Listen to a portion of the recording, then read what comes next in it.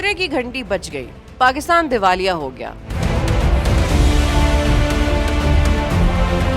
Election में महंगाई खत्म करने का बयानिया देने वाली हुकूमत में आते ही अपने वादों से मुकर गए। पेट्रोल की कीमतें हो या अशिया खुरनोश, सब आसमानों से बातें कर रही हैं। ऐसे में पाकिस्तान के वजीर दिफा ख्वाजा आसिफ ने कहा कि पाकिस्तान दिवालिया हो चुका है, अवाम को फौरी रिलीफ नहीं दिया जा सकता। ख्वाजा आसिफ का ये बयान एक ऐसे वक्त में सामने आया है जब पाकिस्तान को शदीद मुआशी बहरानों का सामना है और पाकिस्तान के एक नए IMF प्रोग्राम लेने की खबरें गर्दिश में हैं।